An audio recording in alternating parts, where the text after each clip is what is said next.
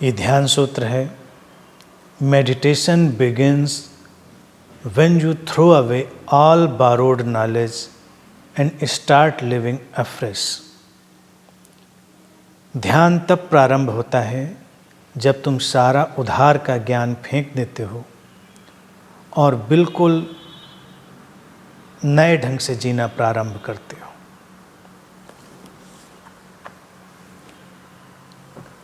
ध्यान घटे इसके लिए हमेशा ज़रूरी है कि जो borrowed नॉलेज है, उधार का ज्ञान है, उसको फेंक दिया जाए और बिल्कुल नए ढंग से, तरोताज़ा ढंग से जिया जाए। उधार का ज्ञान किसे कहेंगे? borrowed नॉलेज, जो हमारा अनुभव नहीं बनता, जिसे हमने सुना सुनाया है। हम उन सुनी सुनाई और पढ़ी पढ़ाई जिन मान्यताओं में अटक गए हैं, उन सबको अपने से बाहर फेंक देना। अब अगर ध्यान के बारे में भी किसी ने बहुत ज्ञान इकट्ठा कर लिया है, तो वास्तविक ध्यान घटने में उससे बहुत मुश्किल हो जाती है, क्योंकि उसे अभी वास्तविक ध्यान का पता नहीं। ध्यान का ज्ञान उसने इकट्ठा कर लिया है, फिर उस ज्ञान के आधार पर उसका मन उसके लिए अलग किस्म के प्रक्षेपण पैदा करेगा, प्रोजेक्शन पैदा करेगा, और वो अपने मन की भूल भुलैया में भटकता चला जाएगा। जब वो अपने इस उधार के ज्ञान को अपने से बाहर हटा देता है, तो उसको दिखाई देता है जो वास्तविक। नए सिरे से जीने में हमेशा हम जीवन के वास्तविक तल की तरफ बढ़ते हैं, जो ओरिजिनल प्लेन है उसकी तरफ बढ़ते हैं। इसीलिए जब भी कोई उस ऑर्गेनाइज्ड रिलीजियस नॉलेज से भर जाता है, तो वो एक्चुअल नॉलेज से दूर हो जाता है, क्योंकि उसने किताबों में पढ़ा है, उसको अपने भीतर इकट्ठा किया है, उनकी व्याख्याओं को, मान्यताओं को अपने अंदर उसने भर लिया है, लेकिन उनको रियलाइज़ नहीं किया है, जाना नहीं है। और जिसको वो जानना कहता भी है, वो उसके अपने ही मन का एक प्रक्षेपण है। तो ऐसे में फिर ध्यान तो घट नहीं पाता, ध्यान दूर बना रहता है।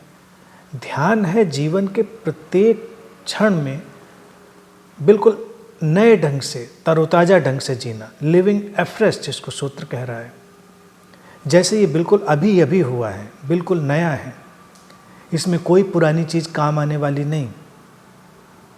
जीवन की परिस्थितियाँ भी इसीलिए हमेशा इतनी नई होती हैं, उनमें कोई पुरानी चीज़ काम आती भी नहीं। हमेशा हमको नए ढंग से रिस्पॉन्स करना पड़ता है, हमको नए ढंग से उनमें उत्तर देना पड़ता है।